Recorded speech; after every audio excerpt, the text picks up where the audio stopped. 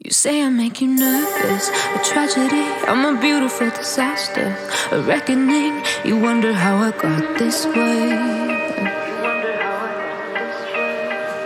You think I'm someone to be saved, someone to clean up and tame. Oh, some things never change, never change. Oh, you think. What's up, everybody? Welcome to my channel. If you are new here, I love to cover Vanderpump Rules content, especially with the new season coming up and also Rachel's new podcast coming up. Speaking of her new podcast, Rachel put out the first, well, let's say 7 minutes because there are some advertisements, but it's a 9-minute preview of what she is going to be talking on her first podcast episode. Let's all take a listen together and let me know what you all think about it. And don't forget to hit that subscribe button and make sure that bell is set to all so you can get notified every time I post a new video or go live. All right, let's listen to this. This is Rachel Goes Rogue. The day has finally come where I get the chance to tell my own story. In my words, the good, the bad, the ugly, all of it. I was involved with a horrible scandal coined Scandoval. I know what I did was morally wrong, and I get it. I get the anger.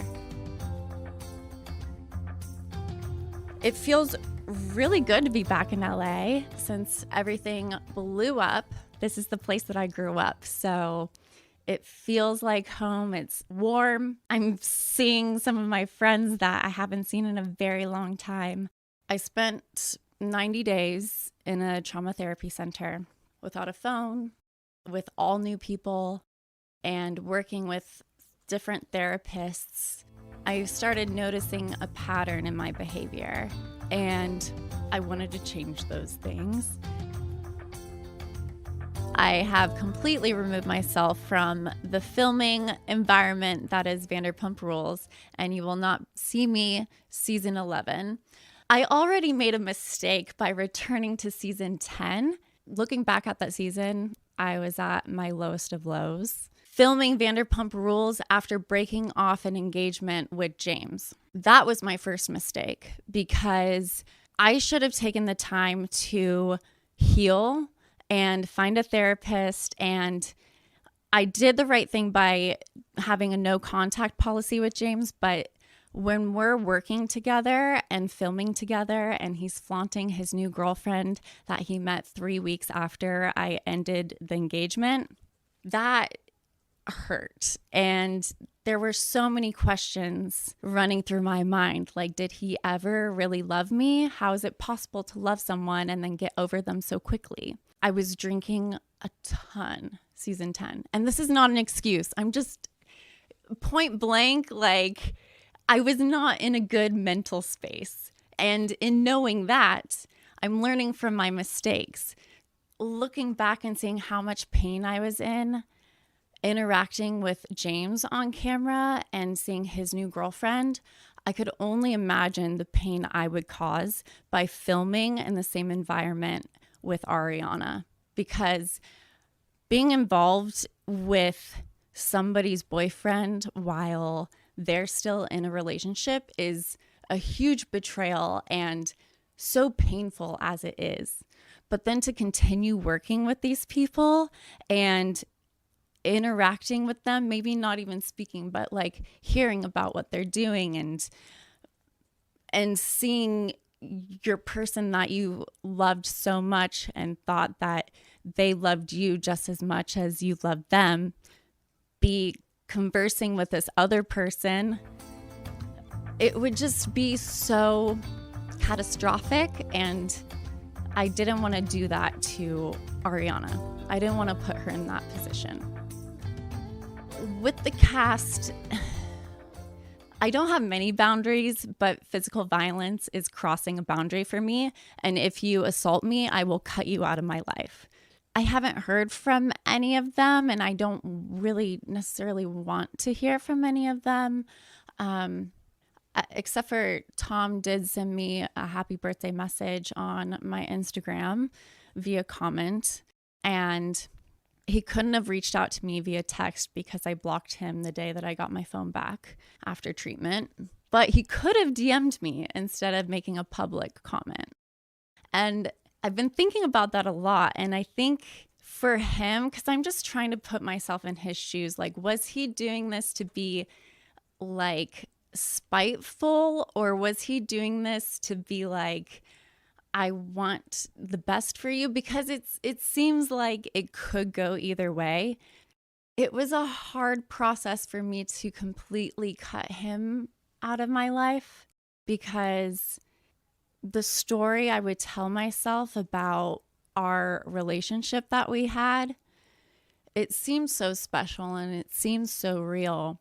But when you look at the cold hard facts and write them down on a piece of paper and see all of those red flags clear as day, that will break you out of your denial.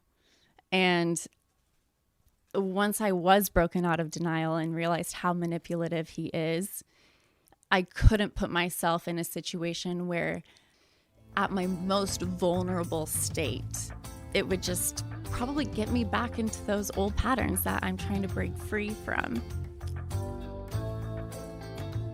Taking a step back and removing myself from the chaos has allowed me to gain some clarity, actually a lot of clarity on the situation. I look back at season 10. Oh God, it is a really difficult season to watch back because I'm just cringing at all of the things and all of the moments that they caught on camera. It's really embarrassing.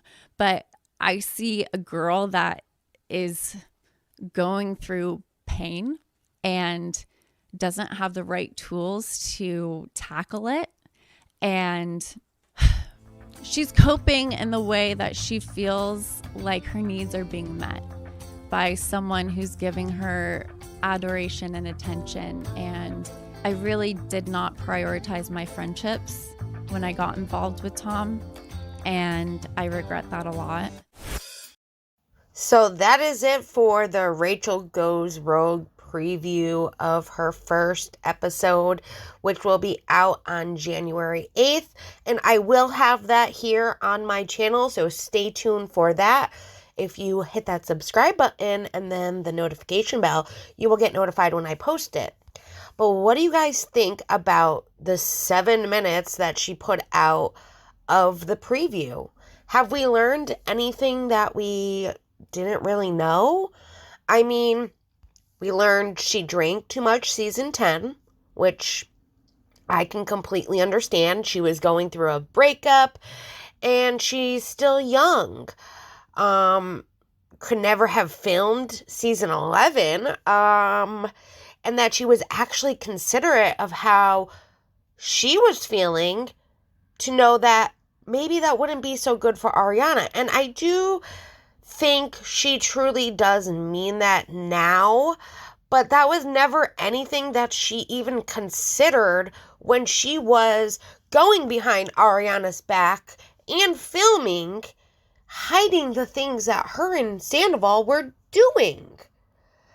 So that just makes me take a step and just be like, well, now all of a sudden you consider her feelings. You didn't consider them when you were cheating with her boyfriend, your best friend, which is debatable to some people. In my opinion, they were best friends. Everything we saw, they were best friends.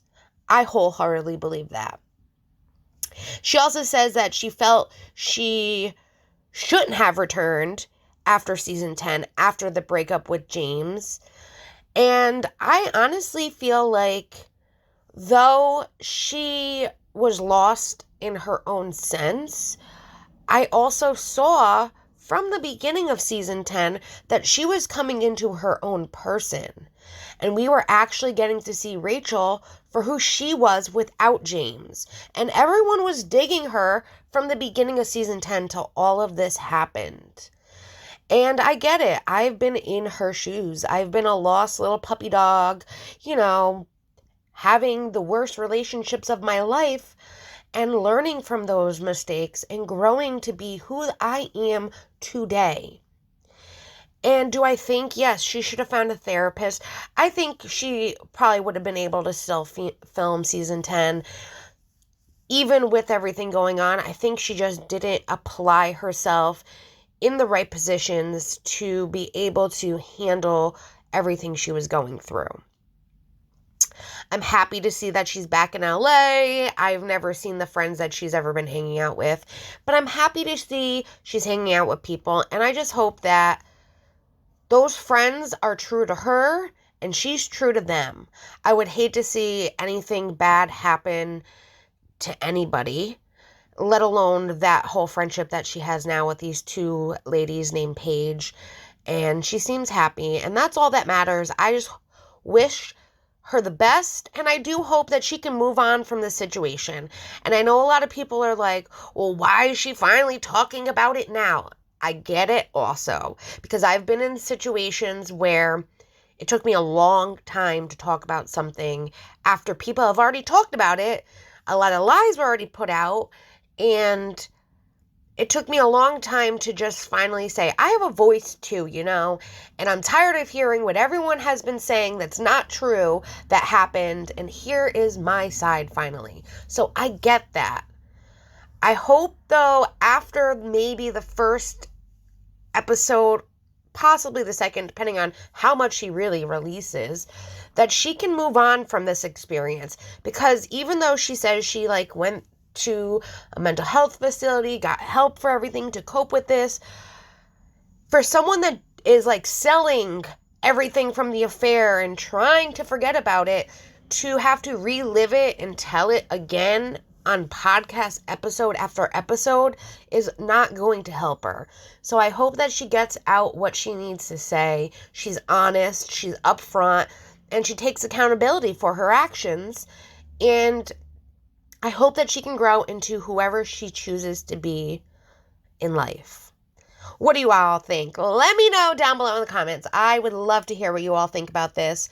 I'm trying to remain positive for her, though I still see her as such a negative person for everything she did.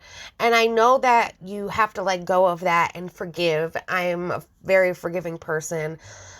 I just feel like I don't really think she knows the impact she caused in a lot of friendships and a lot of hurt to the people that were involved in that situation, including Ariana. And I am happy to see she's being kind of considerate of her feelings and all of that. So, yeah, I'm torn. What do you guys think? Let me know down below, and I hope you all have a great day. Bye, everyone. With the gritty on your arm, once you cover up my bruises and battle scars, but it always ends the same. Can't bear the things I've had to face. Got you crying on your knees in pain. Oh, some things never change, never change.